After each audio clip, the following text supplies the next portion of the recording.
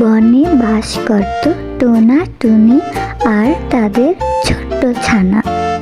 বুঝলে গিন্নি, দেখতে দেখতে আমাদের ছানাটিও বড় হয়ে গেল। ও তো এখন একটু একটু উঠতে পারে। পুরোপুরি ওড়া শিখলে তাহলে মাথা থেকে চিন্তাটা যেত। হ্যাঁ, ঠিকই বলেছ।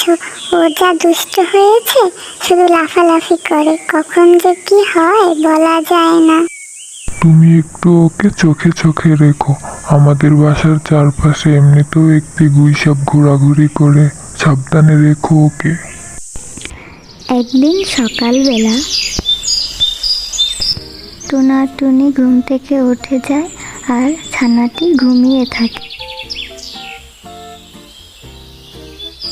খাবারের খোঁজে টোনা বাহিরে যায়।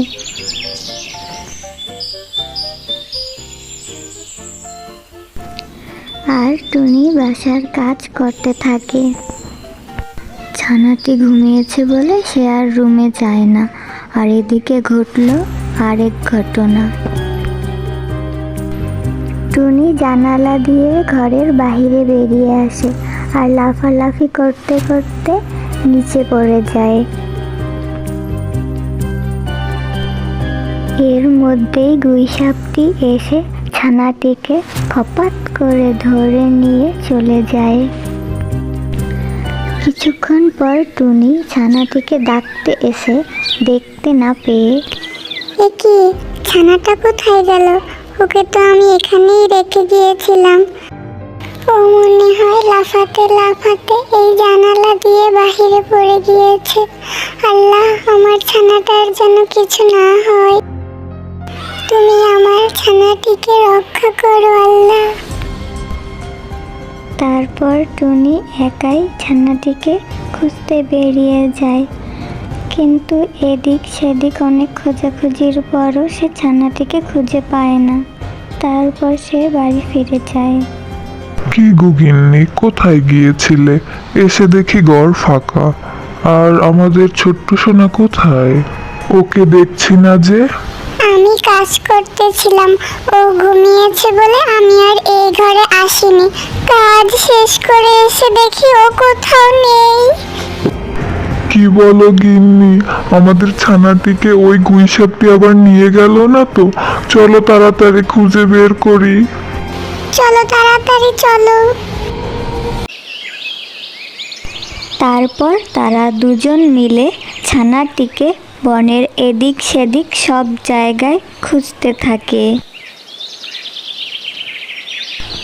আর এই দিকে গুইসাপটি ছানাটিকে এনে তার গুহার সামনে রেখে দেয় আর ছানাটির উপর নজর রাখে, যাতে কেউ এসে ছানাটিকে নিয়ে যেতে না পারে।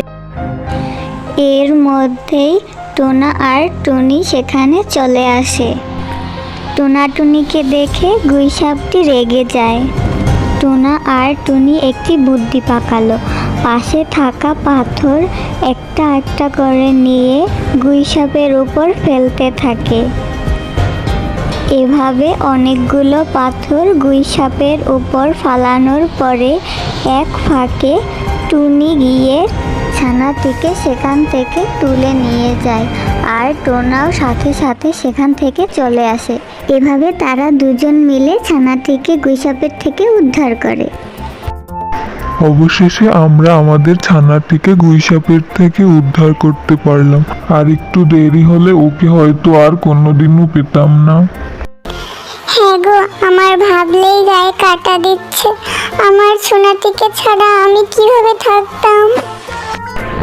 এখন আর চিন্তা নেই গিন্নি, আমরা দুজন মিলে ওকে আগলে আগলে রাখবো। এরপর থেকে তারা দুজন ছানাটিকে আগলে আগলে রাখে আর ছানাটিও বড় হতে থাকে।